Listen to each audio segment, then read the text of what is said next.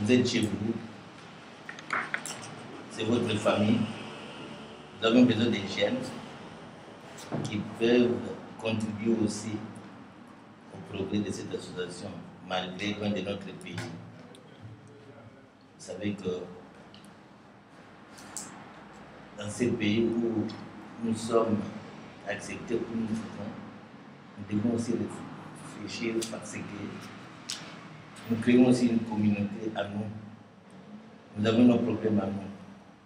Ça nous permet de faire des champs d'information pour au moins essayer de donner certaines solutions, voire même des solutions à des problèmes qui nous affectent ici. Merci d'être parmi nous. Et nous avions déjà organisé plusieurs activités. Et preuve année que vous avez un document qui va vous donner quand même une matière à réflexion sur l'idéal de notre groupe club. Je vais procéder à une présentation. Nous avions nos membres qui sont ici. Il y a Grégorio qui est l'administrateur adjoint intégralement. Il y a André qui est le membre effectif. Nous avions notre secrétaire administratif, les doyens du groupe,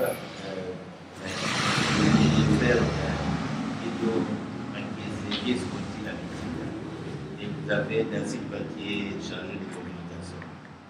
Et vous qui êtes venus nous rejoindre. Il y a d'autres qui vont venir, qui sont peut-être dans l'État, ils seront peut-être dans le Belgique. Voilà.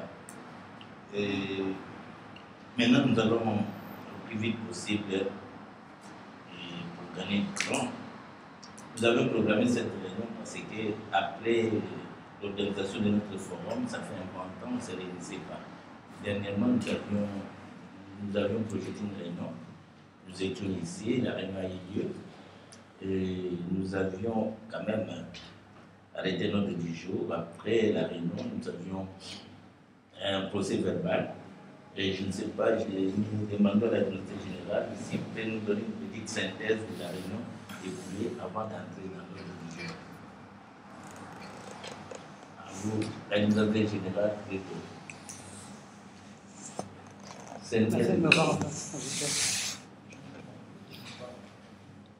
d'accord, il n'y a pas de problème. En fait, plus ou moins, qu'est-ce que vous avez arrêté? Bon, en fait, la dernière réunion qui a eu lieu ici, avait pour du jour le problème de l'officialisation, en fait, la modification des statuts du gouvernement, qui date il y a longtemps, on n'arrive pas à modifier ça. C'est que les membres qui font partie du conseil d'administration aujourd'hui, ils sont nommés même officiellement, ils ne sont pas encore introduits au comité. Alors nous avons pensé qu'il faut qu'on fasse ça rapidement. Pourquoi on va faire ça? Parce que nous avons besoin des agréments. Donc pour d'autres structures qui peuvent soutenir les affaires puissent nous soutenir, il a fallu changer les nouveaux conseils d'administration, donc changer l'ancien conseil d'administration à ces nouveaux conseils d'administration. Alors, nous avons dit que voilà, il faut qu'on fasse ça au plus vite rapide, d'ici fin juillet. Alors, de ce fait, nous avions demandé une petite contribution de 20 € à chacun. Et la modification va nous coûter 114 €. Mais le reste de l'argent, on va le mettre dans la caisse. Donc, parmi nous, il y a déjà Dacier qui a donné ces 20 €. Donc, déjà, les gens sont informés prochainement. Si vous pouvez trouver les trésoriers qui n'est pas là, on dit bien que chacun puisse déjà verser ces 20 €. Vous avez le bien qui est là? Il est là. Et de façon que nous pouvons au moins pallier à cette situation qui bloque aussi le bon fonctionnement, le progrès du groupe. Parce que bon, on a toujours difficile d'aborder certaines autorités parce que jusqu'à présent, on n'a pas modifié notre... Voilà, c'était le premier point. Le deuxième point, c'était l'invitation que nous avons reçue au niveau de la passade. Il y avait une réunion associative de la communauté auquel le thème a été, le thème en faisait partie. Alors nous étions là, moi, avec des secrétaires administratifs vie exécutive, nous avions assisté à cette réunion laquelle qui était conduite par les conseils de l'ambassade, Signor Pao, avec l'objectif de faire appel au cadre de la diaspora. Mais bon, compte tenu du temps, qui était vraiment juste, donc on devait remettre des documents dans 15 jours, mais ce n'était pas possible pour tout le monde. Bon, nous avons essayé d'informer certains qui étaient prêts, qui ont pu remplir le formulaire, mais bon, en fait, en général, beaucoup n'ont pas pu remplir ça. Et à la fin, nous avons fait une analyse que cette procédure n'était pas vraiment appropriée. Il faut à la longue changer la méthode. Donc, au moins, si la communauté angolaise, avec l'ambassade, peut créer une structure appropriée, qui seront en relais avec les structures chargées des recrutements du cadre de la diaspora. Et à ce moment-là, vraiment, nous pouvons bien évoluer. Voilà, c'était le deuxième point. Voilà, je vous donne pour information comme ça, vous avez une idée des formulaires qu'on avait donné à l'Angola, Pierre, tu n'as pas compris ça, non? Alors, je dois vous partager. voilà, c'était cette petite synthèse du procès verbal de la réunion. À la fin, nous avons parlé aussi de notre proposition pour le forum que nous voulons organiser le 11 novembre prochain. Donc, Clément organise ce forum chaque année. Mais maintenant, nous pensons organiser le 11 novembre. Bon, il y a encore des suggestions qui vont venir, peut-être diverses. On ne se limite pas seulement aux thèmes relatifs à notre pays. Il faut penser maintenant aux thèmes relatifs aussi au sein de ce pays d'accueil, de façon de plus que nous pouvons aussi apporter quelque chose auprès des migrants angolais ou bien des migrants en général. Donc voilà. Et alors le thème a été proposé cette année par le secrétaire administratif sur la pauvreté. Donc voilà. Les grands objets de la réunion d'aujourd'hui, nous allons essayer d'entrer au fond, de voir comment est-ce que nous pouvons mettre ça sur, mettre un canevas, de façon que nous puissions voir comment nous allons évoluer d'ici les 11 novembre. Donc, c'est-à-dire avant les 11 novembre, il faut que nous terminions ce travail, parce que ça sera présenté avant même les 11 novembre, selon le calendrier que nous avions essayé d'établir dernièrement. Voilà. Donc, de ce fait, moi j'invite à tout le monde à réunion ouverte. Je demande à Védo, qui est l'auteur de ce terme, et toujours comme il l'a fait, et de nous fournir les éléments nécessaires, comment il conçoit ce prochain forum. Merci. Bon. Voilà. Malheureusement, je n'ai pas pu assister à la dernière réunion. Mais je pensais que si j'aurais pu assister à cette réunion, j'allais d'abord demander à tous mes amis, mes collègues ici, qu'est-ce que vous pensiez du thème que j'avais proposé. Parce que quand j'ai proposé ce thème, je me suis référé à quelque chose. Je me suis dit que voilà, c'était un problème qui était d'actualité, et dans les pays, et partout dans le monde. Je me suis dit, laisse-moi proposer ce thème-là, peut-être qu'en le développant, nous pouvons associer d'autres personnes à ce problème. Mais, comme je suis aujourd'hui moi-même, je voudrais savoir si, à votre avis, vous qui êtes ici, est-ce que vous trouvez que le thème que j'ai proposé, c'est un bon thème que nous pouvons développer? Est-ce que peut-être qu'il y a lieu, on peut changer notre thème? Je ne sais pas, si peut-être il y a d'autres idées qui vous sont venues pendant la période que nous séparons de la communauté. On peut trouver quelque chose pour des différents, pour peut-être des mieux. Ça, c'était la question de la première. Est-ce que vous trouvez que le thème, ce thème-là de la pauvreté, est-ce que c'est un thème, est-ce que c'est un thème qui est approprié pour le moment? Est-ce que vous croyez que nous pouvons facilement travailler sur ce thème? Voilà. Ça d'abord, c'est une question d'abord du monde. On ne peut pas imposer un thème. Hein. Il faut que tout le monde soit d'accord sur des thèmes d'abord. Voilà, les thèmes que nous avons travaillé, la fois dernière, qui étaient proposés par le frère André, nous étions tous d'accord pour travailler sur ce thème-là. On a dit, bon, c'est un thème qui est très approprié, qui est adapté au moment, on peut travailler dessus. Maintenant, je demande aussi à tous les collègues ici, est-ce que ce thème que j'ai proposé sur la pauvreté, est-ce qu'il vous convient? Est-ce que vous croyez qu'il est adapté au moment? Voilà, c'est ça que je voudrais savoir l'opinion de chacun de vous. Avant de commencer, je préfère ça. Si. Mais je pense que lorsque vous avez réfléchi à ce thème, la pauvreté, quant à moi, en tout cas, il est vraiment dans votre intérêt.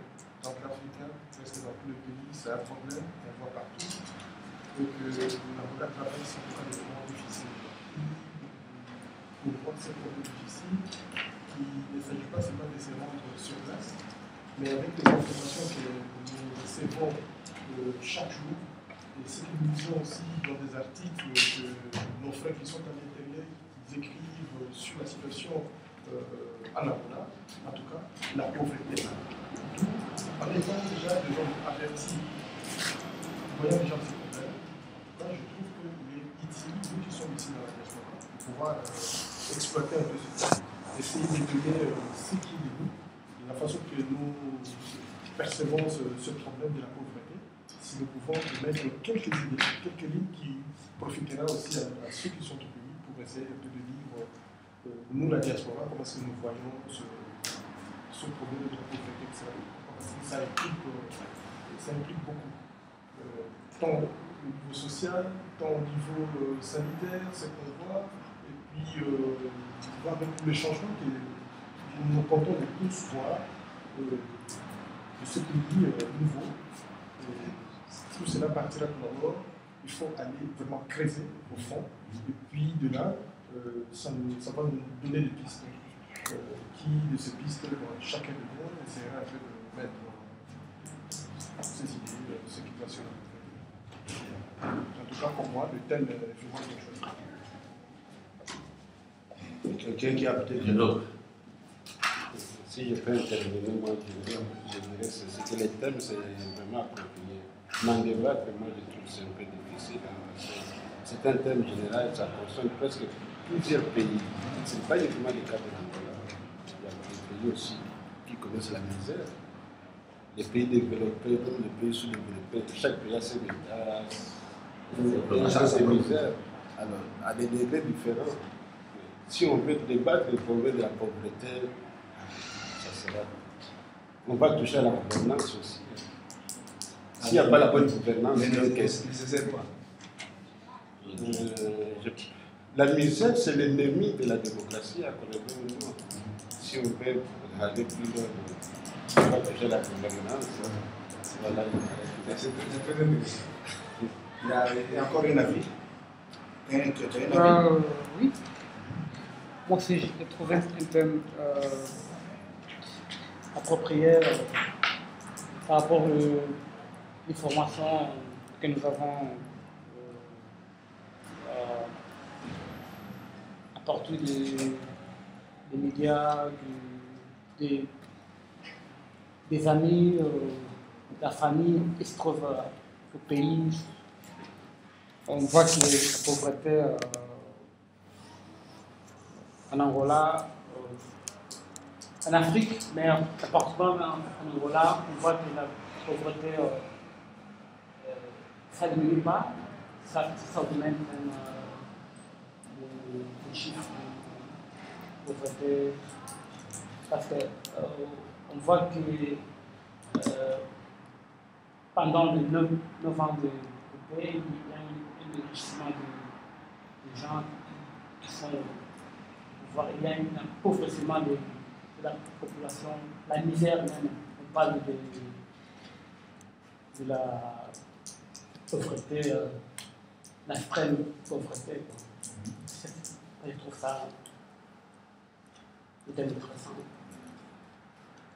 Bien. Moi, je trouve que c'est le moment d'aborder cette vaste bon. à l'heure actuelle, on parle souvent de la richesse en Angola. Donc, le pétrole, les ressources minières qui apportent beaucoup d'argent en Angola, et on voit que le pays est en train de se reconstruire dans le domaine de construction. On parle de nouvelles constructions en Angola. Mais cette richesse cache, apparente, cache la profonde misère du peuple angolais. Mais quand on parle de la misère, ce n'est pas seulement qu'on manque du pain, mais dans la pauvreté, il y a beaucoup de choses qu'il faut aborder. Il y a la formation, comment on a dit, la formation de la population, bien les jeunes, comment on a dit, la bonne gouvernance. Il y a beaucoup de sous-thèmes à aborder. Donc, on ne va pas parler de la pauvreté d'une façon absurde, mais il y a des points concrets à aborder quand nous allons parler de la pauvreté en Angola. Donc, c'est un vrai point, comme on a dit, pour la bonne gouvernance du pays. Tout pays, que ce soit un pays riche ou sous-développé, doit s'atteler à cette question. S'atteler à cette question. C'est pour cela qu'ici, on voit beaucoup de centres de formation, beaucoup de centres d'alphabétisation, beaucoup de choses pour remettre les gens qui vivent dans la pauvreté, pour les remettre sur le rail, bien dans le rythme du développement. Donc pour moi, c'est un thème à aborder. Ce n'est pas un thème négligeable. On ne doit pas négliger ce thème.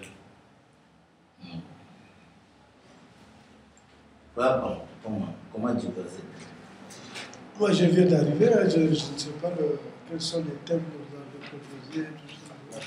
On n'a pas lu ça. Non, je n'ai pas lu. Comme je n'ai pas lu, je ne sais pas intervenir.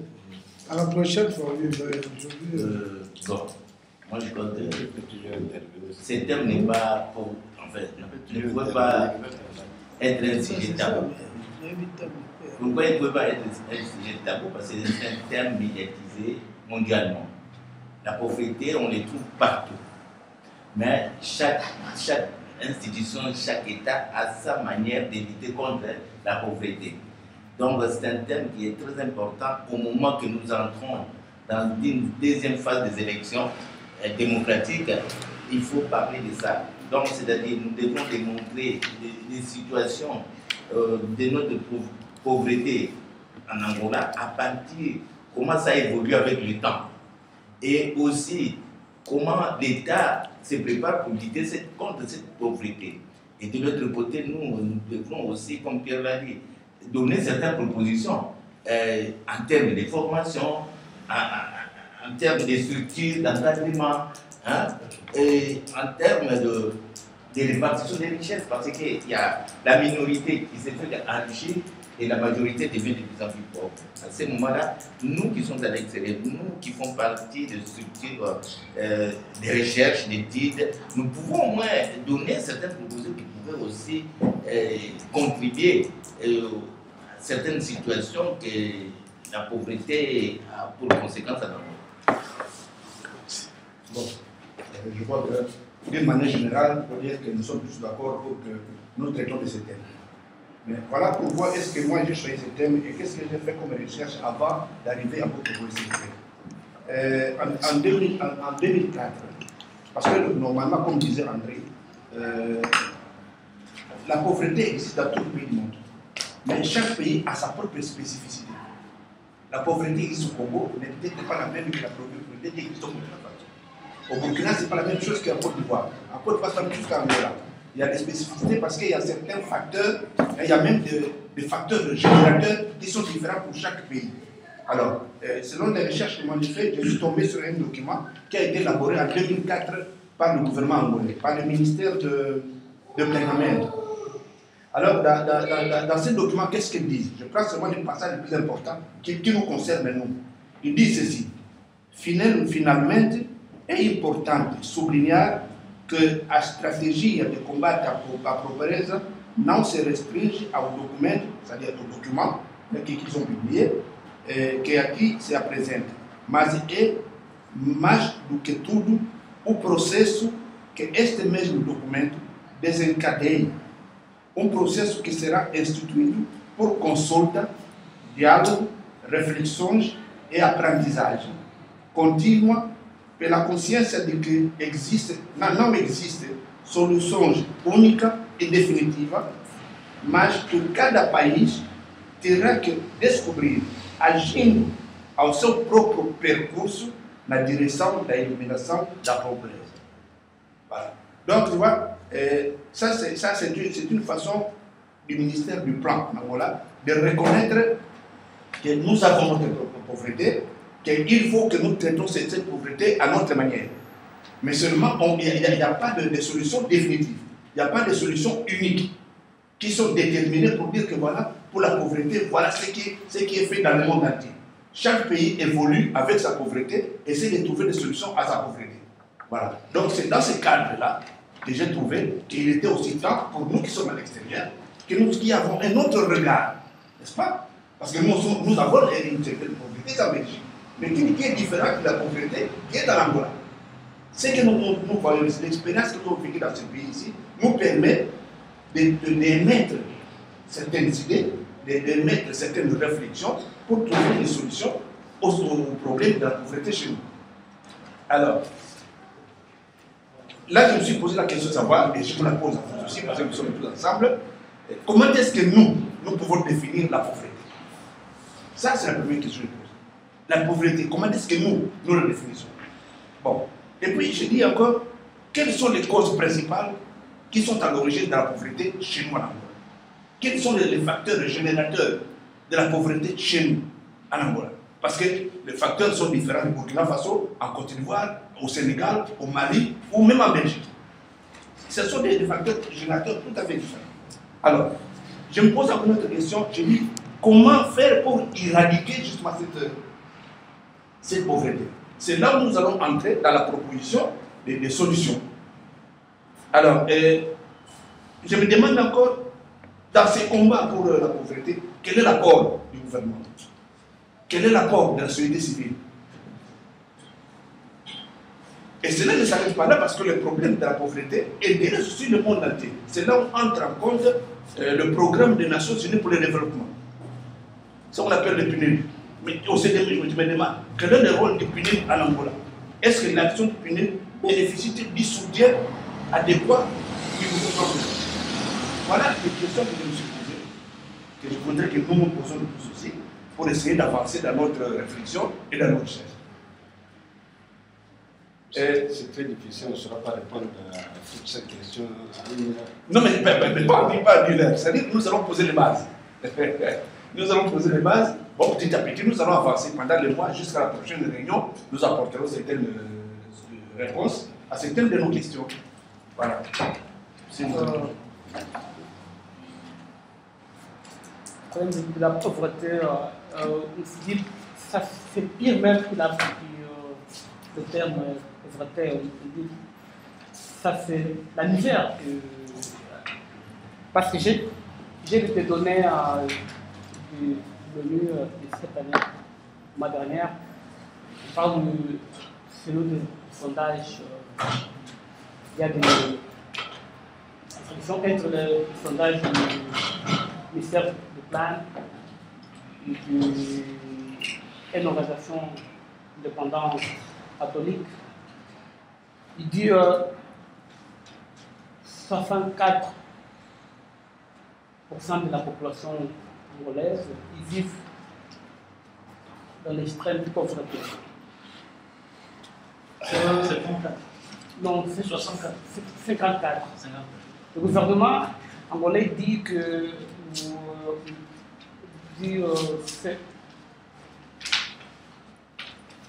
47, tant que les organisations indépendantes disent 54. Le problème de la pauvreté, c'est il faut que le gouvernement investisse dans l'agriculture pour éradiquer cette pauvreté. Parce que l'économie angolaise est basée dans le pétrole, le diamant. Il n'y a pas une économie diversifiée. Une économie diversifiée. Oui, diversifiée. Les économies, c'est-à-dire, d'abord, toujours ce sujet, il faut que le gouvernement diversifie l'économie, investir dans l'agriculture, parce que 85% de l'alimentation de l'Angola, dépend de l'importation. Tant que nous n'allons pas investir dans l'agriculture, au moins 50% de l'alimentation du pays, soit pour la production interne, ne va pas diminuer la pauvreté. Donc, si j'ai bien compris, pour toi, la pauvreté, c'est l'insuffisance des ressources matérielles de l'homme, c'est-à-dire la nourriture, par exemple l'eau, par exemple le gaz, par exemple l'électricité. Voilà, toutes les nécessités basiques. Voilà. Cette insuffisance-là, le travail aussi, n'oublie pas le travail aussi, parce que dans un pays, mais il y a moins de gens qui travaillent. Exactement. Là aussi, mais ça c'est quoi nous viendrons à ça quand nous serons dans les facteurs générateurs. Je vois que c'est l'insuffisance de ces ressources-là matérielles. Voilà, qui font que l'homme n'a pas de logement, il ne mange pas bien, il ne s'habille pas bien, il n'a pas accès à une bonne santé, il n'a pas accès à une bonne éducation. Je crois que c'est comme ça que nous pouvons définir la pauvreté. Infrastructure aussi, parce que s'il n'y a pas de route, ça donne aussi. Moi, je crois que, je ne sais pas si je peux répondre. En fait, en termes de définition, il faut dire que la pauvreté, c'est un fléau. Un fléau qui est mondial. Mais à un certain niveau, il y a classification de cette pauvreté. Donc, c'est différent dans les pays en développement et dans les pays en voie de développement, voire même les pays sous-développés. Alors, dans ce contexte, on dit que le facteur primordial lié à la pauvreté, c'est le développement. Donc, quand on parle du développement, là-dedans, on trouve l'évolution, l'évolution socio-économique de cette population qui détermine les taux de pauvreté de chaque pays. Alors, quand on veut au moins évaluer la cause de la pauvreté, nous sommes encore dans la définition. Nous sommes encore dans la définition. Alors, c'est-à-dire, quand ces pays sous-développés... Non, les pauvres, c'est qui d'abord? Les pauvres lui-même, c'est qui? Donc c'est quelqu'un qui n'a pas ce que nous avons dit ici. Tout à fait, donc, tout à fait. Il y a une insuffisance. Qui n'a pas l'accès à certains biens matériels, basiques, moraux, santé, tout ça. C'est ça l'éducation. Quand quelqu'un est limité en termes d'éducation, il ne peut pas aller au-delà des choses parce qu'il aura des revenus beaucoup plus limités. Et il trouve difficilement quelque chose qui peut au moins lui donner un statut social. Alors, il faut qu'ils vont créer ces conditions, qu'ils vont au moins donner cette possibilité d'éducation.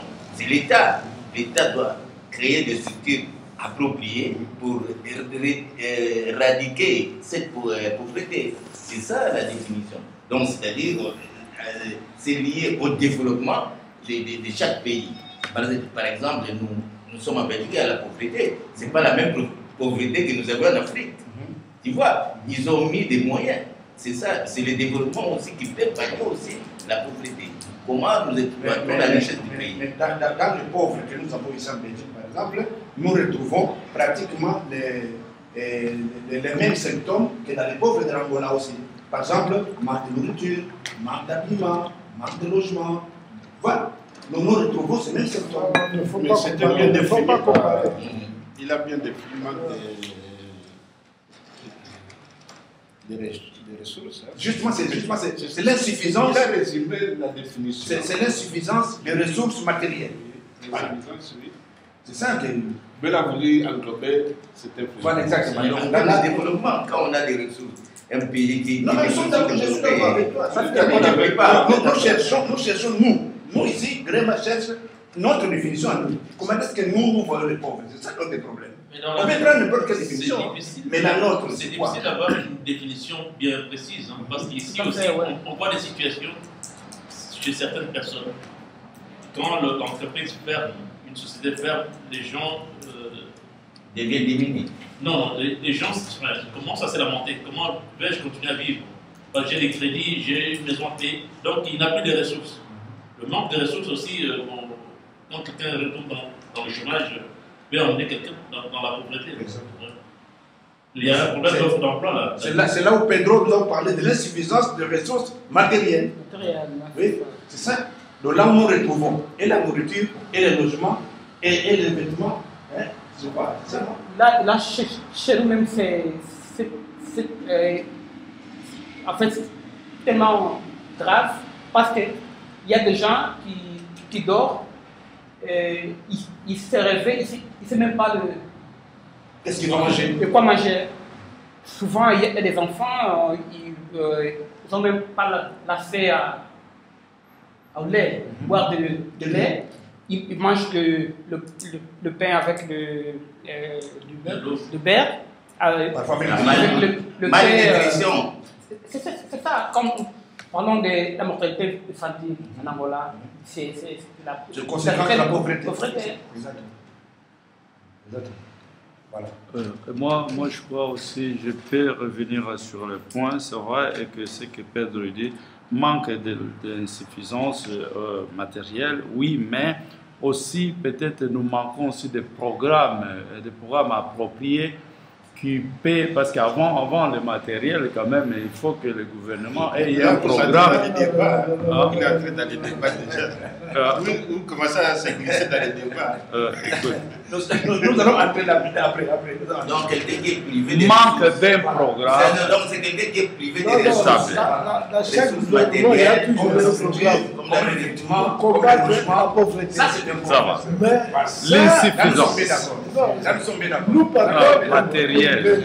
on ne peut pas Vas-y, là, nous sommes bien mélanger la d'accord. politique et Nous la avons trouvé notre définition. limité en termes de ressources. Alors maintenant, quels sont les facteurs générateurs Non. dans notre pays?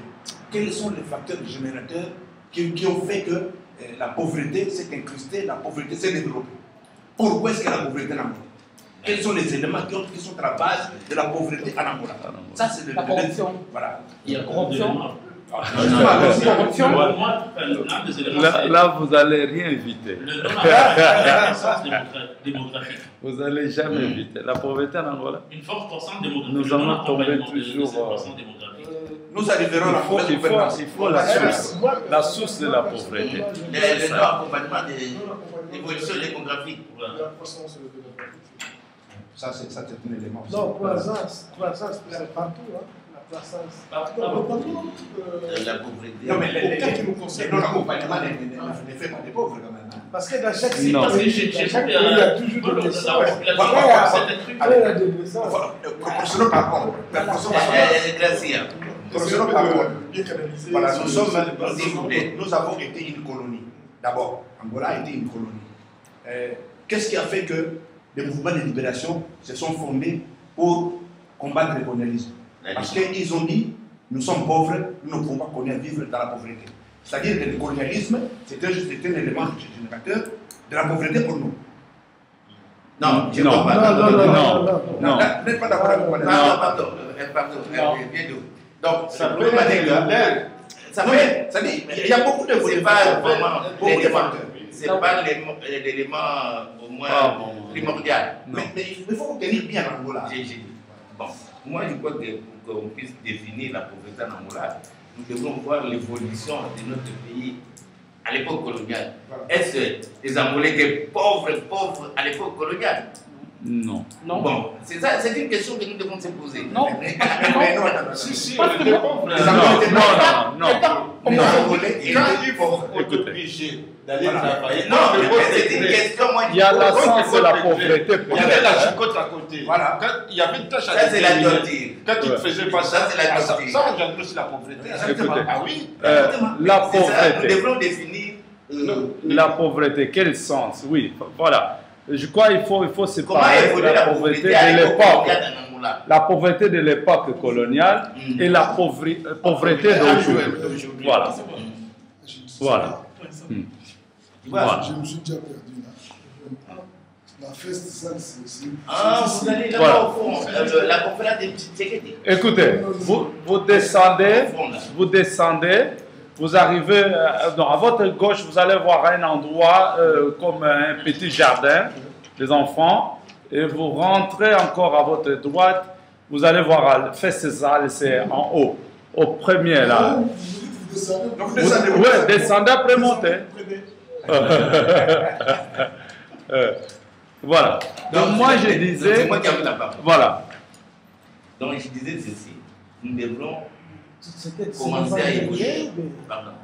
Commencer à évaluer qu'est-ce qui s'est passé sur la pauvreté à l'époque coloniale.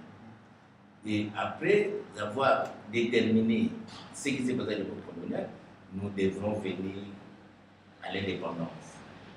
Quelles sont les causes? La guerre que nous avions connue. Parce que la façon que l'indépendance a été prévue, ça n'a pas été mis en œuvre de la même façon.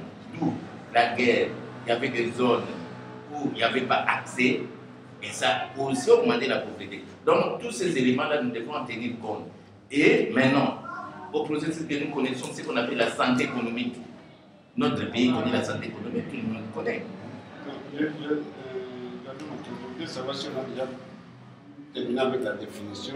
Oui, la définition, on a fini. Maintenant, nous sommes dans le facteur générateur. Donc là, il parle de l'historique. Non, de l'historique. Lui, il a entré dans l'historique, mais je ne laisse pas entrer pour voir jusqu'où il va aller. Parce que vous avez dit des causes de la pauvreté. Voilà. Donc nous devons aussi tenir compte de tous ces passés historiques. Exactement.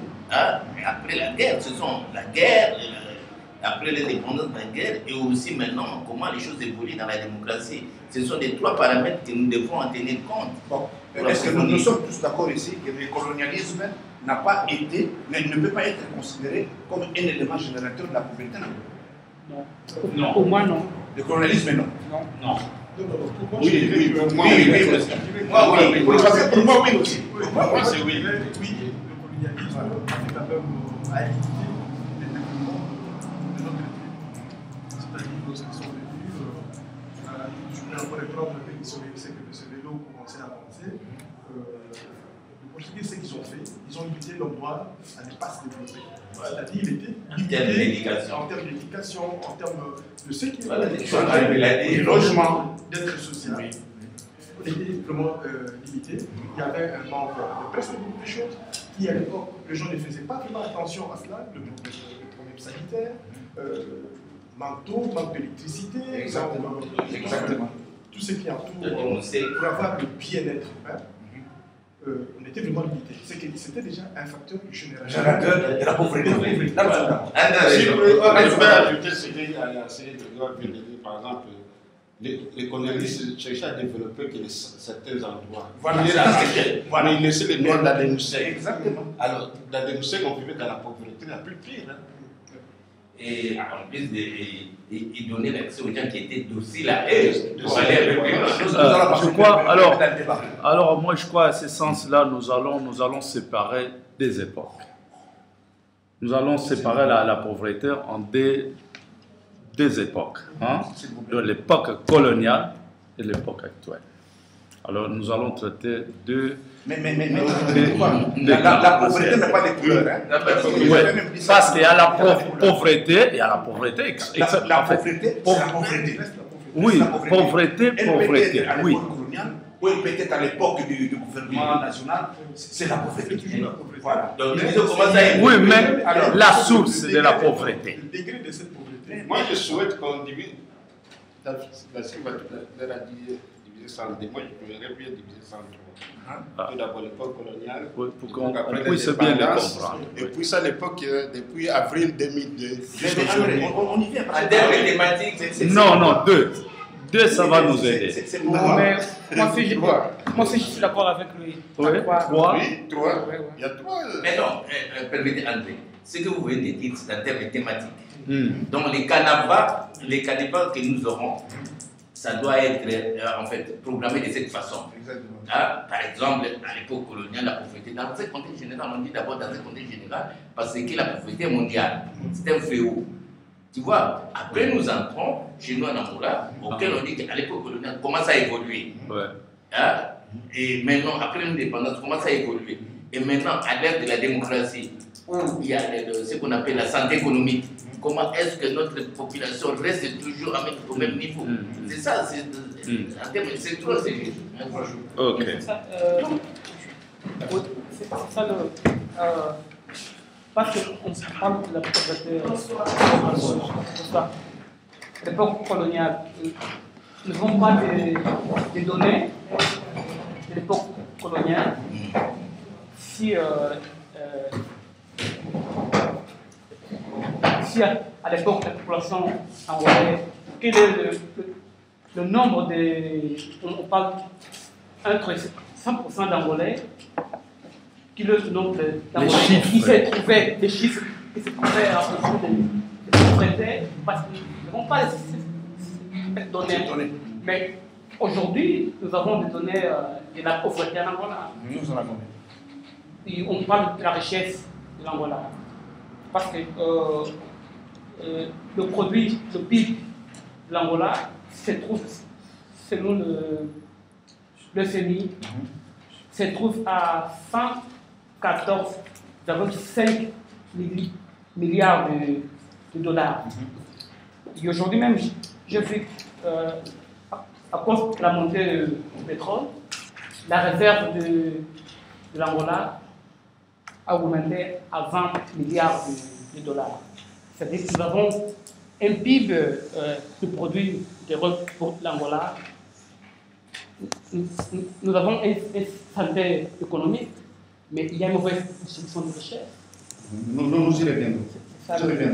Mais il y a un fait qui est vrai, même si nous n'avons pas de données de l'époque coloniale, mais le fait existe qu'à cette époque-là, il y avait une certaine pauvreté.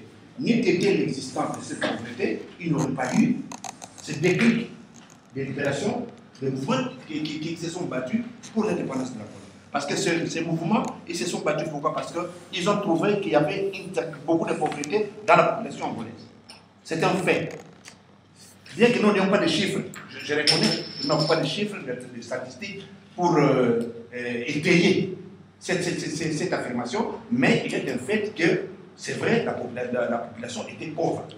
Il y avait des secteurs où les gens étaient très développés, il y avait des bonnes écoles, il y avait de bons services de santé, les gens étaient bien logés, mais il y avait des secteurs où il n'y avait absolument rien.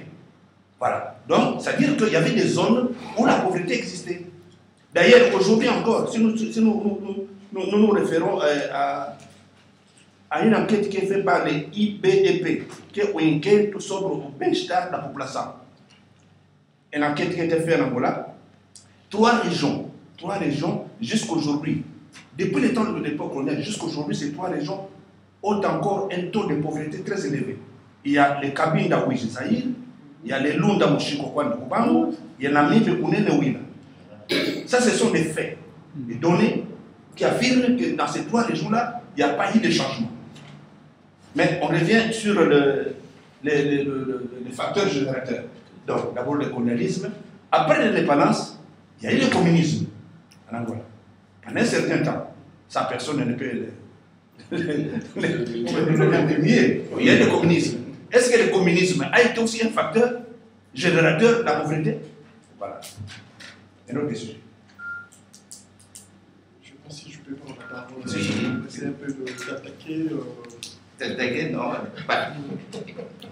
Revenez un peu. Ce sont des sujets. Moi j'aimerais bien que notre frère puisse un peu l'introduction rapidement, résumer un peu pour ceux qui ont venu maintenant, qu'ils puissent aussi avoir l'idée au moins. Okay. Comme ça, je le prendrai. Voilà. Bonjour, hein. Vous êtes le en état. On parle français, hein. Donc on pose aucun problème. Hein. Voilà. D'abord, nous sommes un groupe de réflexion, un groupe de recherche et d'études des migrants angolais. Tous ceux qui sont d'ici, ce sont des Angolais. Voilà. Nous réfléchissons sur un thème. L'année passée, nous avons réfléchi sur un thème qui était la gouvernance en Angola. Et nous avons réalisé, le 11 novembre de l'année passée, un forum qui a abouti par la publication d'un mémorandum qui a été envoyé en Angola au gouvernement et aux partis politiques. Cette année, nous avons choisi un autre thème pour le deuxième forum qui sera organisé le 5 novembre. Le thème de cette année, c'est la pauvreté. Est-ce que la pauvreté est une fatalité pour nous les Angolais? Voilà les thèmes que nous essayons ici avec les amis, nous tentons de développer. Voilà. Et nous avons trouvé une définition à la pauvreté, et maintenant nous sommes dans les facteurs générateurs de la pauvreté. Qu'est-ce qui génère la pauvreté chez nous? Nous avons parlé du colonialisme, maintenant nous parlons du communisme, et après nous allons parler d'autres générateurs. Alors aussi, peut-être vous irez intervenir dans cette émission. Voilà. Je ne sais pas si je sais répondre déjà au point où je suis arrivé, parce que parler de toutes ces étapes, le colonialisme, l'après-colonialisme, qui est l'indépendance avec le communisme. Avec le communisme, et après nous descendons dans d'autres échéances qui suivront. Je suis d'accord parfaitement d'accord de dire que voilà, l'époque coloniale a été un frein pour le développement de notre population. Comme vous venez de le citer, vous avez ciblé un peu des zones où jusqu'aujourd'hui, on voit que c'est comme s'il y avait les gens n'y vivaient même pas dans ces endroits. Donc ces endroits sont restés jusqu'aujourd'hui tels quels Dieu l'a donné. Ils sont restés vierges. Ils sont restés vierges. Si longtemps, il y a un gouvernement qui est là. Et ce gouvernement qui est arrivé, aussi communisme qu'il soit, n'a pas apporté, à mon avis, n'a pas apporté vraiment ce que nous pouvons dire même un grain de développement. Un grain, je sais que l'homme peut faire un pas vers l'avant. C'est-à-dire qu'il y a eu un frein. Dans tout ça, ils ont créé, ce que je dirais, un minimum de tous ces partis qui ont voulu prendre le pouvoir par la force, mais tout en oubliant que voilà, le pays avait besoin d'être bien gouverné. Alors ces gens se sont cachés derrière la guerre, par manque de compétences. Je recadre un peu les débats. Le communisme a été un facteur générateur de la pauvreté. Oui. Voilà. Pourquoi, à ton avis? À mon avis, parce qu'il y a toujours, dans tous ces systèmes politiques, on les trouve, il y a une mauvaise gouvernance. Qui dit de la mauvaise gouvernance, c'est que la gestion du pays n'est pas vraiment bien prise comme il se doit. Que les répartitions ne sont pas vraiment bien faites, et que l'assistance à la population n'est pas vraiment bien suivie. Il y a un laisser-aller de tout, mais de l'autre côté, il y a une classe de gens qui en profitent du système. Une classe de gens qui en profitent de ces systèmes pour essayer un peu de créer un cadre de vie. Que la population en général reste comme s'ils étaient oubliés, les oubliés de la société. Alors, pour moi, je dirais qu'en tout cas, le communisme, le cas qui est là, n'a pas apporté vraiment quelque chose de positif. Donc, c'est vraiment négatif. Les tableaux, il y a même 50 ans. Quelqu'un devait intervenir? Le communisme, qu'est-ce que vous en pensez? Le communisme, pour moi, le communisme, si je vois moi j'ai fait des recherches, si je vois la situation de Cuba, je vois le développement humain de Cuba, c'est très élevé.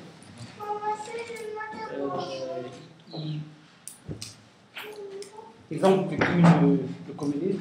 Aujourd'hui, il y a... Parce que le communisme en Angola, c'était mal appliqué. Mais c'est l'un des lignages du communisme. C'est la distribution de richesses de façon équitable. La distribution de richesses, oui. Le communisme, le socialisme, la base de l'idéologie communiste. Il y a le capitalisme sauvage, comme on voit aux États-Unis, le modèle de capitalisme américain. Il est arrivé un peu plus tard. Tout à fait. Nous tournons d'abord au communisme. Moi aussi, je peux intervenir. En fait, c'est que moi, oui, le communisme aussi peut être l'un des freinages de développement. Et puis, c'est une machine aussi qui crée vraiment un peu bon, en fait, qui crée la pauvreté et la misère. Dans les plusieurs cas, par exemple l'exemple du bloc de l'Est. Hein, si nous voyons tous les pays communistes, hein, en comparaison avec le capitalisme, nous allons voir qu'il y a vraiment des chiffres importants de pauvreté dans les pays du bloc de l'Est. Donc là, on voit déjà que le communisme, quelque part aussi, c'est l'un des éléments de la pauvreté donc, dans le monde. Andrada, vous aviez aussi une idée? Moi, je ne me définis pas comme communiste. Non, mais si je peux me définir, je suis socialiste. Je me définis comme socialiste. Mais quand tu as dit que le communisme, moi je dirais ceci. Quand je réfléchis un peu, je fais marche en arrière. À l'époque du communisme, il y avait moins de pauvres qu'à l'heure actuelle. Est-ce que le communisme a engendré la pauvreté actuelle ou bien c'est arrivé avec la libéralisation du pays? Parce qu'on a adopté le système capitaliste pendant le communisme, la période communiste, il n'y avait pas de pauvres, moins de pauvres. Ça, il faut les reconnaître, il ne faut pas toujours accuser. On va ouvrir un peu le débat. Il faut pas On va ouvrir un peu le débat. À l'époque du communisme, tous ceux qui ont vécu en Angola, comme moi, comme toi, nous avons observé qu'il y avait des classes qui se sont formées. Il y avait, par exemple, les cadres, ils avaient leur classe à eux. Les travailleurs avaient leur classe à eux. Les camponais, les paysans avaient leur classe à eux.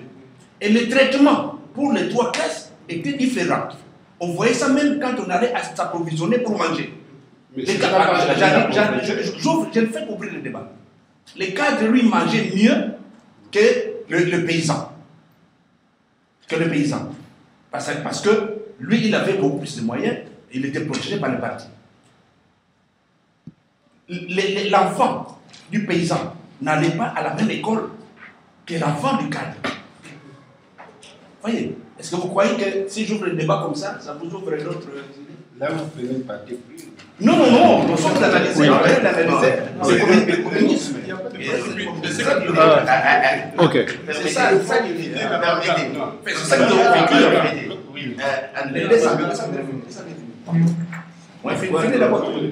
Non, c'est mieux que il avance. Il faut qu'il avance. Le communisme, en Angola, je parle en Angola, n'a pas engendré de la pauvreté. Ça a essayé de soulager les gens de basse classe. Comme il a dit tout à l'heure, c'est Pedro, c'est-à-dire que ça a été mal appliqué. Quand ils appliquaient le communisme, ils ont créé certaines classes. Mais or, le communisme, ce n'était pas ça. C'est l'application, c'est la mauvaise application du système qui a engendré la pauvreté. Non, la mauvaise application a engendré tout petit peu la pauvreté. Pas la pauvreté. Pas la pauvreté dans son entièreté.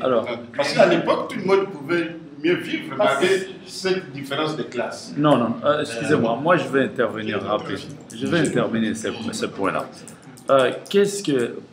Quelle est la différence, en fait, où est-ce que vous trouvez la différence entre le colonialisme, l'époque coloniale et le communisme?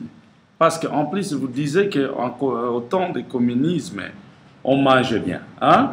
Mais moi, je vous dis que si en Angola, on mangeait bien, peut-être parce qu'il y avait une aide qui a été destinée aux pauvres et que cette aide a été déviée, même détournée. Et c'est là où vous voyez peut-être on mange bien. On mange bien par rapport à quoi?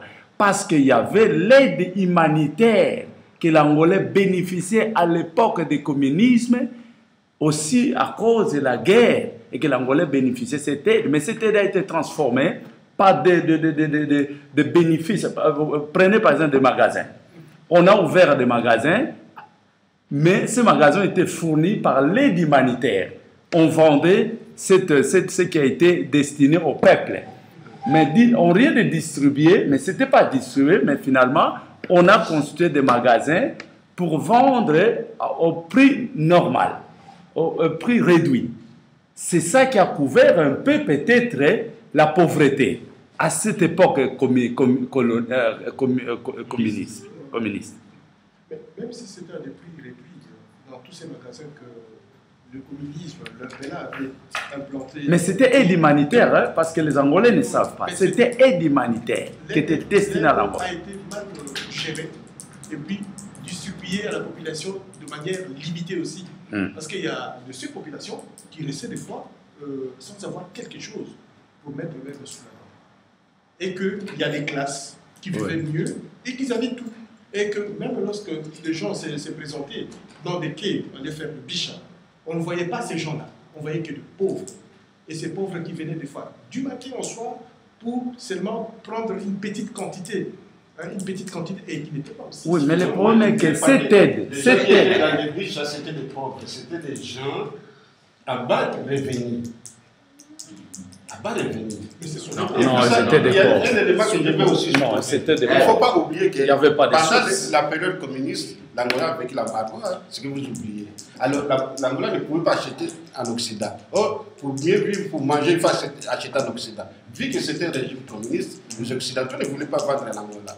Et puis ça, le gouvernement angolais faisait des sommes mieux pour nourrir le peuple. Des sommes mieux. À ça, vous devez aussi reconnaître cette. Oui, mais la pauvreté n'a pas changé. L'Angola est pauvre. Donnons la parole à Pierre. Pierre. Juste une minute. Moi, je suis d'accord avec vous. Je ne suis pas d'accord. Ça n'a pas engendré la pauvreté. Moi, Il y a pas la pauvreté, mais pas la pauvreté. Je suis d'accord avec André. C'est-à-dire que c'est l'idée que je me fais de ce qu'il dit. Hein. C'est-à-dire que la redistribution était mal faite. Hein. Mais sinon, dire que les gens étaient. Enfin, dire Il n'y avait pas la suffisante aussi. Dire que le communisme avait engendré la pauvreté. André dit non. Hein. Ça, c'est vraiment. Ça, c'est Pierre. Quant à moi. Non, moi je sais que pour faire ma synthèse, il faut que je m'apprenne tout le monde. En soi, dans le communisme, il n'y a pas de pauvreté. Le communisme cache la pauvreté. Et dans le communisme, comme André a dit, le communisme angolais a subi des graves problèmes d'embargo. Même le communisme a créé la faillite du parc industriel angolais. Pourquoi? Parce qu'on ne savait pas obtenir des machines ou des équipements de l'Occident pour faire fonctionner toute l'industrie angolaise. Il y a eu presque des lestages du côté de l'industrie angolaise. Donc le communisme, en soi, n'a pas changé de la pauvreté, mais les conséquences du communisme a créé, enfin, l'installation du communisme a fait qu'il y ait la pauvreté dans le domaine industriel en Angola. Automatiquement. Donc, si je comprends bien, le communisme n'a pas augmenté la pauvreté, mais le communisme n'a pas réduit non plus la pauvreté. Là, nous sommes d'accord. Là, je suis d'accord. Là, nous sommes d'accord. Ça n'a pas augmenté, mais en tout cas, ça n'a pas réduit. Voilà. Il y a encore un point de vue. De l'autre côté, il y a un point de vue. Moi, il y a un point de vue sur ce que nous développons ici. Moi, je veux dire que, bon, si on commence par un contexte général, on va le particulier. Si on voit tous les pays communistes, c'est une grande puissance militaire comme l'Union soviétique, je crois que c'est un pays où il y a au moins tant de pauvres par rapport à d'autres pays industrialisés. Voilà. Pourquoi ils appliquent un système communiste? Parce que comme Pierre l'a dit, les communistes ont quelque chose caché. Et nous l'avons vécu en Angola. Tous les industries ont été affectés. Donc, c'est-à-dire, il y avait des gens qui étaient sans emploi. Donc, ces gens, à l'époque coloniale, qui travaillaient quelque part, parce que ça s'est dit à Rwanda, et on préférait y appliquer un terme colonial, qui vivaient dans le communisme, avec des biens limités. Alors, donc, ce système, nous avons essayé de travailler avec des soviétiques en Angola. Les soviétiques, quand vous le voyez, quand il est en Angola, peut-être, il se sent bien. Parce qu'il est coopérant. Et nous-mêmes, les Angolais qui vivent en Angola, comment nous nous sentons en Angola? Les preuves en est que la majorité des cadres angolais ont quitté l'Angola pour le système. Donc, c'est-à-dire que le système n'était pas approprié. Donc, ce système aussi a freiné les gens et il a aussi contribué à un certain niveau de pauvreté. En plus, à savoir, quand vous dites que voilà, la pauvreté en Angola n'a pas été augmentée, mais parce qu'à ce moment-là, pour venir à Rwanda, ce n'était pas facile. Donc, c'est-à-dire, personne qui partait dans des coins réguliers pour voir le niveau de la pauvreté. En plus, la guerre qui était là, tu vois. Donc, c'est-à-dire, pour moi, le communisme n'a pas été favorable pour diminuer la pauvreté en Angola. Donc, c'est un élément. Pourquoi les cadres veulent quitter l'Angola? Ça peut être le titre d'un débat aussi. Pourquoi nous avons quitté l'Angola? Pourquoi ça va intéresser les autorités angolaises. Pourquoi nous sommes partis pourquoi? Pas seulement nous, c'était nos parents aussi sont partis. C'était débat aussi, vous pouvez, si ça vous intéresse. Oui, on a parlé. Mais il ne faut pas comparer l'Angola et l'Union soviétique. Non, j'ai dit dans un contexte général. Non. Alors, donc, pour le communisme, nous sommes bien d'accord, ça n'a pas augmenté la pauvreté, en tout cas ça c'est certain. Ça n'a pas réglé ça n'a pas aussi amélioré la pauvreté. Oui, ça n'a pas réglé. Ça n'a pas augmenté, mais ça n'a pas amélioré. Ça a foncé aussi. Mais justement, ça a enfoncé encore ce que j'ai dit. Non, disons, non, soyons plus souples dans notre réflexion. Disons que ça n'a pas augmenté, mais ça n'a pas réduit non plus. Mais ça a enfoncé. Là, nous sommes bien d'accord. Parce que l'État prend en charge les citoyens. Donc, ne c'est pas dire s'il est riche. Vous êtes de condamner le communisme avec les regards d'aujourd'hui. Voilà. Parce que pas de ces mêmes. Oui, mais le regard d'aujourd'hui, c'est le reflet. Non, c'est le reflet d'hier. On voit les pays, le bloc communiste, si on voit à l'époque les années 70, 75, oui, à l'époque, oui, ou après l'indépendance. Non, avant l'indépendance. Avant l'indépendance, jusqu'en 114. Oui, tout à fait. C'était des pays qui avaient une stabilité sociale. Oui, sociale. Parce que la pauvreté. Mais qui bénéficie de cette stabilité sociale? C'est ça aussi le problème. Mais ça, c'est notre débat. Les militants, les militants. Non, ça, c'est avant l'indépendance. En Angola ou dans les pays non, les pays, le bloc de l'Est. De l'Est, le bloc de l'Est. Le bloc de l'Est. Le militant de. Parce qu'on voit même des pays. Merci. Zola là. Mais là, il on va des pays. Fatiga, Milan. Le bloc de l'Est, à l'époque,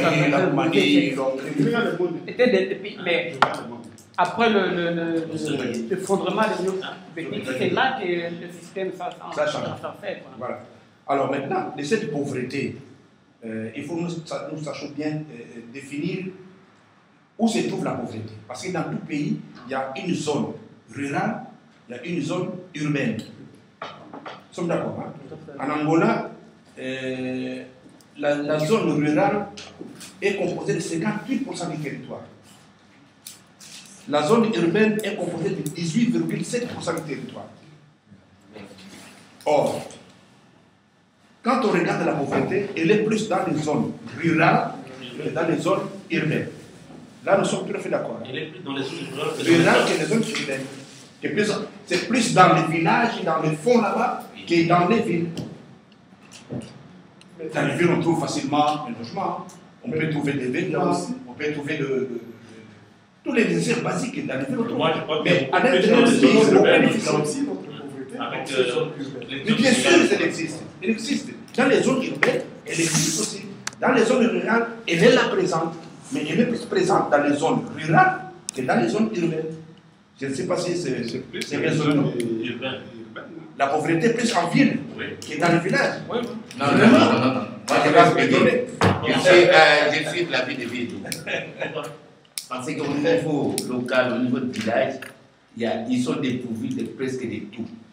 C'est-à-dire qu'ils n'ont pas beaucoup d'accès, par exemple, à l'électricité, à l'eau, ça fait partie de la pauvreté, à l'école. Il y a des villages, il n'y a pas d'école, à la santé, tout ça.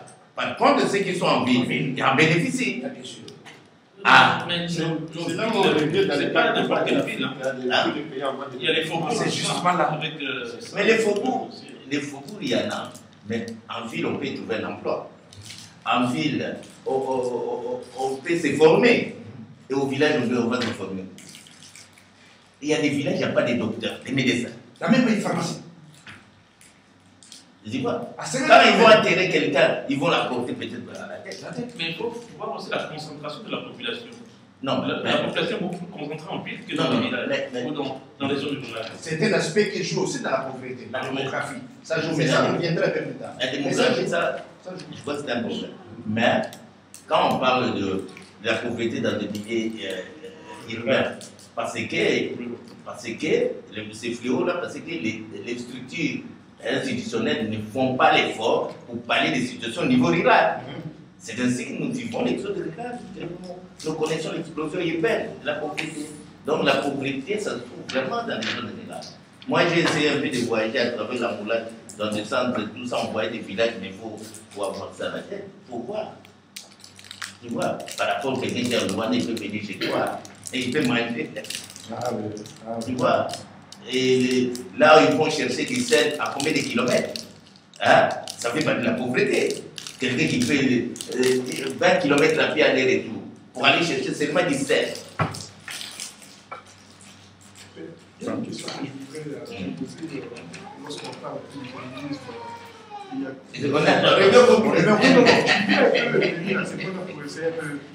je ne suis pas là seulement pour enfoncer quelque chose sur le terrain, malgré ce parti que je considère adversaire. On peut me considérer des partis. Chacun a sa façon de voir les choses. Moi, je trouve que lorsque l'Angola a voulu accéder à l'indépendance, je ne sais pas si les cadres avaient un peu là, ils avaient vraiment bien conçu un programme pour affronter ces systèmes et appliquer ça dans notre pays. Parce que nos populations attendaient voir autre chose après l'indépendance. Pourquoi les communistes? C'est un problème. Moi, je vais répondre à la question. Vous vous rappelez, dans les années 60, quand les pays africains ont commencé à accéder à l'indépendance. À cette époque-là, si vous regardez tous les chefs d'État de l'époque, les Kwame Nkrumah, les Modibo Keïta, les Sékou Touré, les Marien Ngouabi, plutôt les Abbé Fulbert Yolo, les Lumumba, les Nyerere, tous ces gens-là, ils avaient une tendance à aller vers le communisme. Pourquoi? Parce qu'ils croyaient que dans le communisme, on trouvait la solution aux problèmes des Africains. Nous venons de sortir d'un système capitaliste très dur, d'exploitation très forte. Donc il était normal que nous cherchions un autre système qui soit différent de celui duquel nous sortions. Voilà pourquoi nous sommes tous allés vers le communisme. Dans l'espoir que c'était quelque chose de bien. Et puis quand on lisait, à l'époque, quand on lisait Engels, la théorie qu'Engels développait, mais si nous la lisons ici, qui ne serait pas d'accord? Mais c'est dans son application qu'on a commencé à voir le jour, là, c'était mal de faire. Les gens, ils voient ça. Non, pas seulement. Pas seulement ce que Victor dit. Pourquoi? La question pourquoi? Pourquoi ils ont choisi le communisme?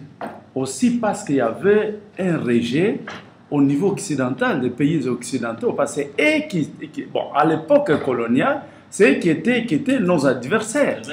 Et on ne nous a pas accepté de nous accorder cette aide. Et le seul pays qui pourrait nous accorder l'aide, c'était les communistes. Parce qu'eux aussi, ils étaient contre le capitalisme. Alors, ils voyaient aussi les combats. Donc, voilà cette guerre entre le communisme et le capitalisme. La guerre froide. Voilà, la guerre froide. Ils ont vu que...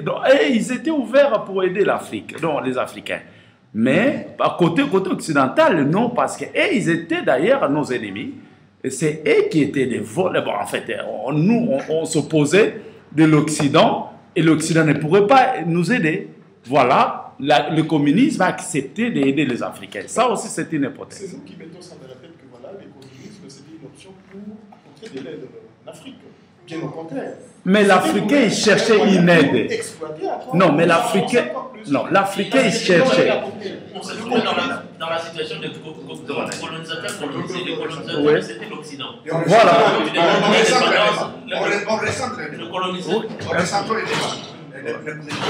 Nous ne dispersons pas dans l'histoire des débats. Non, le choc du communisme, comme vous l'avez dit. Nous sommes arrivés à la conclusion que le communisme n'a pas augmenté la pauvreté et ne l'a pas réduit non plus. Là, nous sommes bien d'accord. Alors, un troisième facteur générateur, c'est la guerre. La guerre a causé un grand exode rural. est-ce que cet exode rural peut être considéré comme un générateur aussi de la pauvreté? La guerre en soi. Oui, la guerre en soi, en tout cas pour moi, ça a caché beaucoup d'incompétences de tous ces partis qui se sont engagés à la guerre. L'UNITA et le PELA se sont engagés à la guerre. Ça a apporté une grande pauvreté. Disons d'abord, il faut afficher ces deux personnes, ces deux institutions, l'UNITA et le PELA. Ils ont caché les règles. Non, mais acceptez d'abord la question. C'est la guerre, c'est l'un des facteurs aussi. Ne parlons pas Oui, de belligérance. voilà. Parlons seulement Voilà. de la guerre. Non, la guerre. Oui.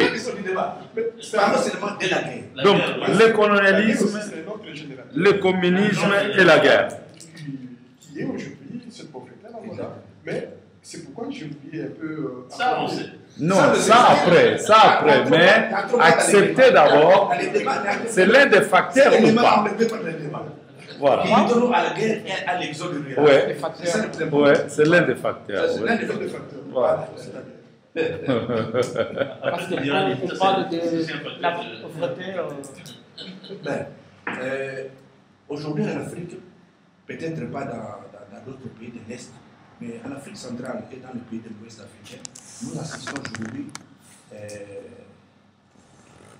là je crois que je vais entrer déjà dans ce qu'on va appeler les conséquences peut-être, nous assistons aujourd'hui à la prolifération des églises. Les églises sont-elles, écoutez ma question, je ne parle pas des générateurs. Est-ce que les églises que l'on voit proliférer aujourd'hui dans nos pays, sont-elles des conséquences de la pauvreté? Oui. Non. Oui, pourquoi? Non. Non, pourquoi? Moi, je peux justifier. Moi, Non, pourquoi? Moi, je dis oui, parce que le désespoir des gens, on a beaucoup avancé. surtout les pasteurs, les évangélistes, ils utilisent l'évangile de façon à. Ils disent aux gens que si vous demandez à Dieu, vous allez avoir un emploi, vous allez avoir de quoi manger. Ils demandent même de l'argent. Comme il y a une église brésilienne universelle, eux ils demandent 10%. Là, ils sont du débat. Est-ce que les églises que nous voyons proliférer dans notre pays et dans d'autres pays de l'Afrique centrale, de l'Afrique de l'Ouest, est-ce que ces églises sont-elles la conséquence de la pauvreté? Et c'est le fait que nous soyons pauvres que nous sommes pris à l'église. Voilà la question posée sur notre forme. Je vous écoute. Oui, ce que je queria saber se no debate, se tem passagem por francês. Em português e em francês também. Se quiser falar em francês, fala. Eu queria só falar sobre a pobreza da igreja, a pobreza do país. Sim, porque nós sabemos que a igreja é dos bases também que levou também a pobreza em África. Como é que a pobreza vem em África? Porque nós sabemos que em África fomos colonizados. E quando vieram para nos colonizar, e esses missionários vieram também com a religião deles. Quando vieram, então, começaram já a castigar os nossos os antepassados. Então, daí, aquela religião aí, todo mundo foi obrigado a aceitar que é a religião deles. Então, nós, em África, estamos a aceitar só essa religião que não nossa religião. Está vendo? Porque nós queremos saber. Mas agora, a igreja... A igreja é uma consequência da pobreza? Sim. Por quê? Por que é consequência? Porque as pessoas estão a ir desde a manhã até a tarde a rezar, então estão a ter certeza que vão se salvar, vão comer, vão ficar com coisa de comer. Mas de manhã até a tarde, sem trabalhar também, não vão alcançar o que você pode avançar. Vous avez... Moi, je disais oui, non. Oui, un peu. Pourquoi? Oui, non, oui, un peu. Oui, non. Bon, non, alors, je dis non. Je dis non, pourquoi? Parce qu'avant l'Église existait, hein, avant l'existence de l'Église en Afrique, ou bien avant que tous les Africains soient chrétiens, la pauvreté était déjà là. Bon, avant même, parce que les églises en Angola, pour les a multiplication oui. será uma consequência da pobreza? La pauvreté était déjà là avant même que les églises soient multipliées. Voilà. La pauvreté existait déjà. Parce que si on voit aujourd'hui, j'ai écouté un ministre de la culture burundaise, il y a 1200 églises qui attendent pour être communiquées. Là, on voit, si on voit tous les pays pauvres, il y a l'extrême pauvreté. On voit à Haïti, il y a une grande façon à cause de la pauvreté. Parce que, et il promet une vie meilleure. À l'Église, on parle de. Ici, j'étais même ici dans le lieu, on parle des papiers, on parle des choses qui ont à voir avec Dieu, avec l'évangile. Il parle plus de la pauvreté matérielle, quoi. Les gens, ils vont aujourd'hui dans cette église pour chercher une vie meilleure, quoi. La conséquence. Si je peux. Oui. Pour moi, je dirais la condition de l'Église et aussi comme conséquence de la pauvreté. Pourquoi? Parce que prier, c'est bien. Moi, je dirais que l'Église ne doit pas être une chambre où les gens doivent aller chercher le bonheur. Pour moi, plutôt, les gens vont se réfugier derrière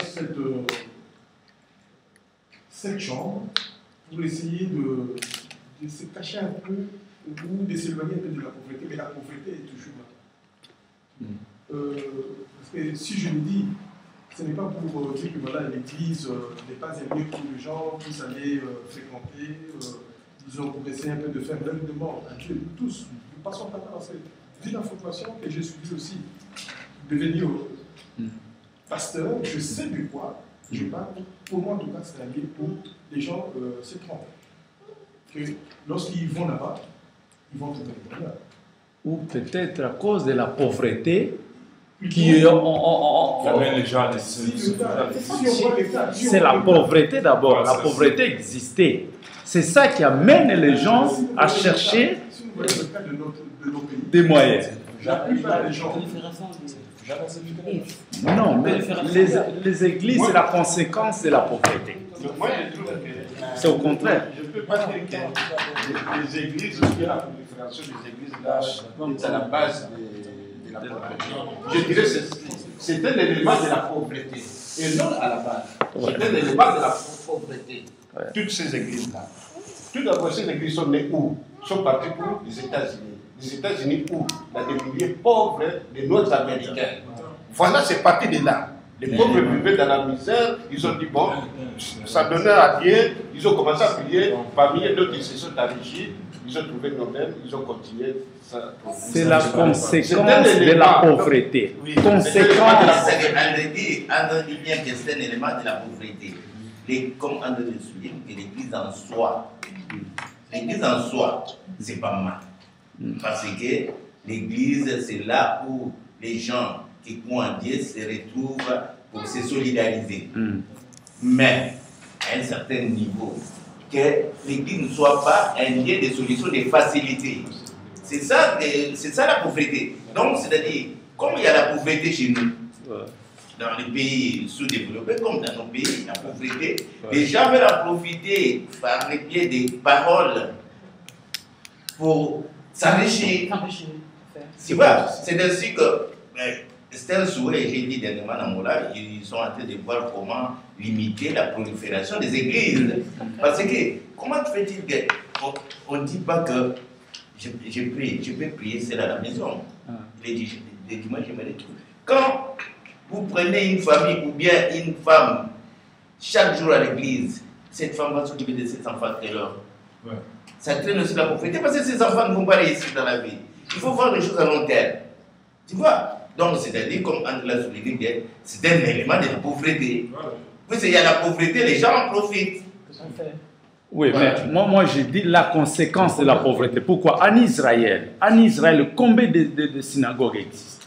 Combien de fois un juif prie? Non, attendez, non, doucement, non, comprenez-moi, en Israël, il y a autant de synagogues. Un juif, par jour, il doit prier 5 à 6 fois. Combien de fois nous prions en Angola? Mais ce n'est pas tous les juifs qui sont riches aussi. Non, laissez-moi, non, attendez. Mais non, est-ce que vous allez comparer un peuple juif avec nous? Il y a bien dit que la pauvreté existait avant les églises. La pauvreté existait, c'est la pauvreté qui pousse les gens à. Donc. Mais tu es sur le bon chemin.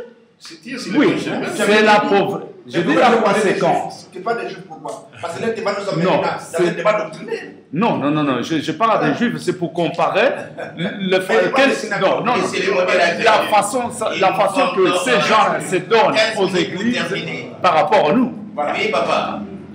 Moi, je voulais savoir, entre la politique et la religion, qu'est-ce qui est dominant? D'abord, c'est la religion. Dominant. Les autres, qu'est-ce qui domine? C'est la religion qui vient d'abord de la religion. Qui domine dans la société? Dans le monde. Dans la société ou dans le monde? Dans le monde comme dans la société, c'est presque la même chose. Il domine. D'abord, Qui dirige le monde. Qui dirige le monde. Voilà. La politique. Non, oui. Avant, c'était les polices. Maintenant, c'est La politique, toi. Normalement, ce qui dirige le monde, c'est la politique. Parce que tu verras par exemple que plusieurs États dans le monde, ce sont des États laïcs. C'est-à-dire qu'il y a une séparation. La séparation de l'Église. Il y a une séparation. Maintenant, ils ont La politique qui dirige le monde. Laissez-le continuer. Non, mais je réponds à sa question. C'est bien, allez. Oui, C'est la politique. Voilà. Espère, laissez. C'est la politique qui a tout. Non, avant, c'était les religions. Non, mais avant, mais maintenant, Quel est le message que tu veux faire passer? Ce que je veux faire passer, c'est que, donc, comme c'est la politique qui dirige, donc c'est la politique qui doit assumer tout. Qui est l'auteur, donc. Qui est responsable de tout. Mais c'est-à-dire ici, nous ne responsabilisons pas encore les gens ici. Nous essayons de comprendre. Essayer de comprendre, d'analyser. Après, nous allons arriver à la conclusion où nous allons chercher, peut-être à condamner, ou peut-être à conseiller, peut-être à apporter des suggestions. Dans son idée, il y a ceci. C'est le politicien qui dirige le monde. C'est le monde ou les citoyens. Mais les citoyens ont le besoin, au lieu d'aller demander chez les politiciens, ils vont demander chez les pasteurs à l'église. Non, les politiciens doivent prendre des mesures. C'est ça l'idée. Por favor, queria só acrescentar mais uma coisa. Nós sabemos que em África estamos a rezar sempre por os antepassados que não são nossos. Nós somos africanos, chaque partie, quoi, tu vois. Chaque continent, je peux dire, comme les Juifs, comme les Européens, comme cada pôle. On sait bien qu'ils ont l'air des ancêtres qui prient. Et quand ils prient, donc ils exaucent. Et nous, les Africains, nous manquons les auteurs qu'on peut prier, quoi. Nos ancêtres. Mais ça, c'est notre débat. Ça, c'est un autre jour dans le débat. Mais pour le moment, limitons d'abord la pauvreté. Tu vas chercher ton billet, ça c'est après. Voilà. Il nous reste plus que 15 minutes. Parce que sinon nous allons arriver sur Kimbango et tout. Ne sommes pas quoi. S'il vous plaît. Il nous reste plus que 15 minutes. Nous avons suffisamment avancé pour aujourd'hui. Je remets la parole ici à l'administrateur général. Pour les 15 minutes qui nous restent, peut-être il y a une hiver, après, on se retrouvera à une date qu'on va fixer pour connaître notre débat. Le débat, la fois prochaine, va se focaliser sur comment faire pour éradiquer la pauvreté. La pauvreté. C'est ça. C'est là où nous allons battre. Il n'y a pas de solution définitive. Mais justement, il n'y en a pas. Alors nous allons regarder les documents s'il y a. Je vous l'enverrai. Comme ça, nous allons voir ensemble qu'est-ce que nous pouvons apporter. Il n'y a pas de solution. Je vais demander si. Non, pas seulement des personnes. Il n'y a pas de solution ici. Dans mon idée, je voulais aussi ajouter que donc, le gouvernement, c'est lui qui a la tête. c'est lui qui tient tout le pouvoir et c'est lui qui tient tout dans sa main. C'est lui qui tient tout. Absolument. La religion. On a parlé de la mauvaise distribution des richesses, tout ça. Bon, je crois que nous avions tout le monde participé d'une façon active. Il y avait vraiment ce qu'on appelle des dynamiques de groupe. Merci à toutes vos idées, à toutes vos propositions. Maintenant, nous entrons au l'hiver et il y a peut-être il y a des gens qui vont poser des problèmes, je vais vous présenter quelque chose. Mais moi, pour moi, je pose un petit problème, je l'ai déjà dit. Je dis que nous devons aussi réfléchir sur les termes qui reflètent cette société. Pourquoi je l'ai dit? Parce que nous avons des enfants, nous avons des familles, nous avons tout un tas de problèmes. Par exemple, on peut parler de l'immigration, les jeunes migrants et la délinquance juvénile. Donc c'est un problème qui nous préoccupe.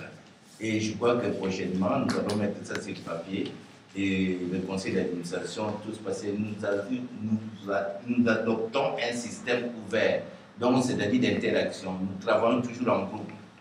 Et ce n'est pas parce que le conseil d'administration se retire et même travailler, on présente les travails sur la table et on en discute. Donc c'est ça la participation, nous associons tout le monde. Alors, deuxième point de rappel, je vais dire que nous avons dit que nous devrons faire de notre mieux et que nous puissions modifier les statuts. Alors, monsieur le trésorier, à vous la parole. Dans la dernière réunion, on s'est réunis ici et on s'est dit on va faire une cotisation d'urgence afin d'introduire le nouveau statut auprès du service des militaires belges. Alors on s'est fixé un montant de 20 € qui, dans l'ensemble, d'après les calculs, on nous permettra de payer cash dans la facture ou bien la facture pour l'introduction de cette modification. Et chacun, on s'est dit, bon, jusqu'aujourd'hui, je ne sais pas si les messages ont été passés pour les acteurs, mais jusqu'aujourd'hui, on participera à un montant de 20 € chacun. Le montant payé, c'était 114 €. Non, il y a des ce ne sont pas 140, c'est 143 €. Pour la modification. Non, c'est 143 €. Moi, j'ai le c'est là, 114 €, c'est hors TVA. On ajoute la TVA, ça arrive dans. C'est une information. C'est une information. C'est une information. Merci. Donc, 143 €. Donc, je ne sais pas, vous venez d'arriver. Est-ce qu'on ne peut pas l'allonger jusqu'à la fin du mois passé? Mais je crois que c'est mieux. Quand vous parlez de la fin du mois, c'est quelle date? Non, notre prochaine réunion. Prochaine réunion. Qui sera fixée le. Début août. Donc, début août, donc mi-août. Avant les 13. Les 6 août. Oui, mi-août, donc le document sera déjà publié. Oui. Ok. Les 6 août. Prochaine réunion, le 6 août. Bon, en termes de cotisation, de contribution, il faut aussi annoncer comment nous procédons. Pour la prochaine réunion, nous retenons la date du 6 août. Je ne sais pas si ça vous convient, vous verrez dans vos agendas. Les 6 août sera confirmé. C'est un samedi. Ah, c'est très dommage, je ne sais pas. Il faut qu'on continue le débat. C'est pas un Angola. Oh là, ça me fait rien. C'est bon. Très bon, ouais, c'est très bien. C'est bien. Bon, de toute façon, tu as les adresses mail, là, tu pourras nous envoyer des données sur le sujet. Là. Je voudrais au moins aussi demander à tous nos frères qui sont ici aujourd'hui que ça c'est une association apolitique. C'est un ASBEL qui regroupe des Angolais, des jeunes comme des doyens qui sont ici.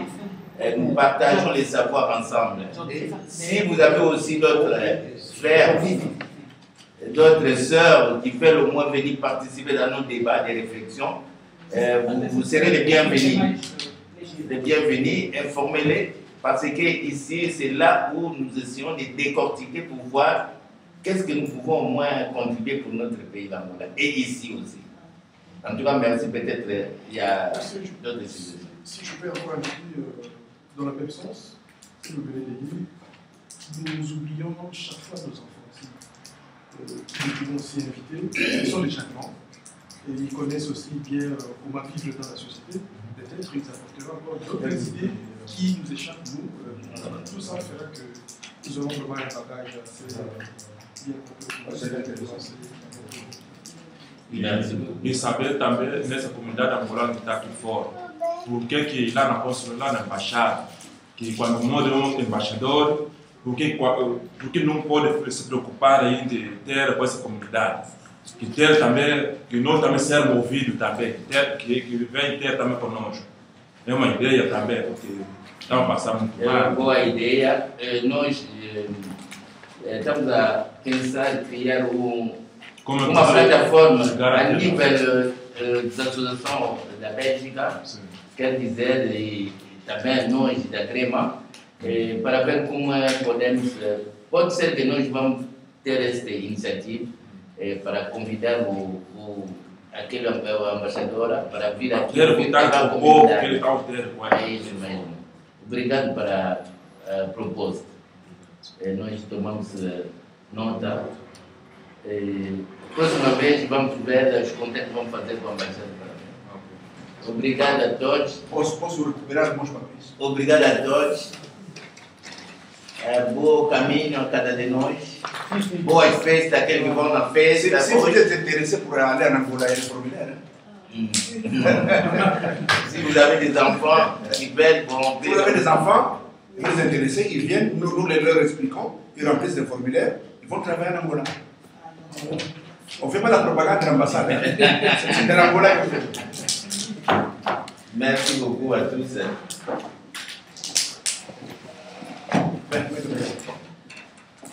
Próxima réunion, il y a 16 d'agosto. Sachant que pendant les vacances, ici ça ferme à 18h. Avant, on nous laissait jusqu'à 21h. Après les vacances, les jours ouvrables, pas de congé, c'est jusqu'à 21h.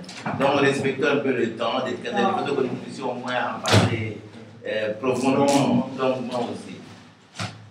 Merci maman surtout d'être à côté de papa et vraiment tout ça, félicitations et d'être proche.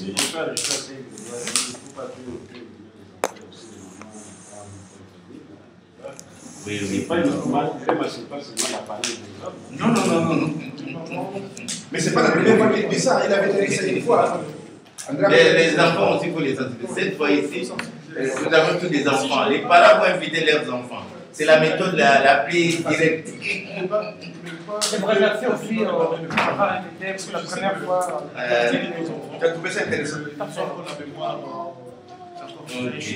Disons de ce que sont en train d'apprendre ici. Mais parfois, vous avez encore dans cette autre vision. Merci beaucoup, notre frère Andrada.